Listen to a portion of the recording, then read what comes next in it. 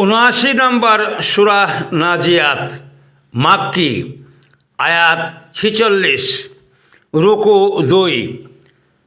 বিসমিল্লাহির রহমানির রহিম। বাংলা অনুবাদ: অনন্ত করুণাময় পরম দয়ালু আল্লাহর নামে শুরু। 1 নম্বর আয়াত। শপথ তাদের যারা উৎপাটন করে নির্মমভাবে। 2 নম্বর আয়াত। এবং যারা বন্ধন মুক্ত করে দেয় মৃদুভাবে। 3 নম্বর আয়াত। এবং যারা সঞ্চালন করে তীব্র গতিতে। 4 নম্বর আয়াত। আর যারা অগ্রসর হয় দ্রুত বেগে। 5 নম্বর আয়াত। তারপর যারা নির্বাহ করে সকল কাজ। 6 নম্বর আয়াত। সেদিন প্রকম্পিত করবে প্রথম সিংহাধ্বনি। 7 নম্বর আয়াত। ওকে অনুসরণ করবে পরবর্তী সিংহাধ্বনি। 8 নম্বর আয়াত। কত হৃদয় সেদিন হবে সন্ত্রস্ত। 9 নম্বর আয়াত। ওদের দৃষ্টি ভীতি বিহ্বলতায় হবে নত। 10 নম্বর আয়াত। তারা বলে, আমরা কি আগের অবস্থাতে ফিরে যাইব? আমরা কি আগের অবস্থাতে ফিরে যাবই? 11 নম্বর আয়াত। গলিত অস্তিত্বে পরিণত হওয়ার পরেও। 12 নম্বর আয়াত। তারা বলে, তাই যদি হয় তবে তো এ প্রত্যাবর্তন সর্বনাশা। 12 নম্বর আয়াত। তারা বলে, তাই যদি হয় তবে তো এ প্রত্যাবর্তন সর্বনাশা। 13 নম্বর আয়াত।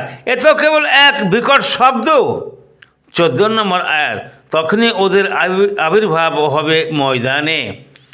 15 নম্বর আয়াত। তোমার নিকট কি মূসার বৃত্তান্ত পৌঁছেছে? 16 নম্বর আয়াত। যখন তার প্রতিপালক পবিত্র উপত্যকা তুওয়ায় তাকে আহ্বান করে বলেছিলেন। 17 নম্বর আয়াত। ফিরাউনের নিকট যাও, সে তো সীমা লঙ্ঘন করেছে। 18 নম্বর আয়াত। বলো, তোমার কি আগ্রহ আছে যে তুমি পবিত্র হবে? 19 নম্বর আয়াত। আর আমি তোমাকে তোমার প্রতিপালকের দিকে পথ প্রদর্শন করি যাতে তুমি তাকে ভয় করো। 20 নম্বর আয়াত। তারপর সে ওকে মহা নিদর্শন দেখালো। 21 নম্বর আয়াত। কিন্তু সে অস্বীকার করলো এবং অবাধ্য হলো। 22 নম্বর আয়াত। তারপর সে পিছন ফিরে প্রতিবিধানে সচেষ্ট হলো। 23 নম্বর আয়াত। সে সকলকে সমবেত করলো এবং উচ্চ স্বরে ঘোষণা করলো। 24 নম্বর আয়াত। আর বলল, আমি তোমাদের শ্রেষ্ঠ প্রতিপালক। 25 নম্বর আয়াত। তারপর আল্লাহ তাকে আখিরাতে ও দুনিয়ায় কঠিন শাস্তিতে পাকড়াও করলেন। 26 নম্বর আয়াত। যে ভয় করে তার জন্য অবশ্যই এতে রয়েছে শিক্ষা। 27 নম্বর আয়াত। তোমাদেরকে সৃষ্টি করা কঠিনতর না আকাশ সৃষ্টি? তিনি এ নির্মাণ করেছেন। 28 নম্বর আয়াত।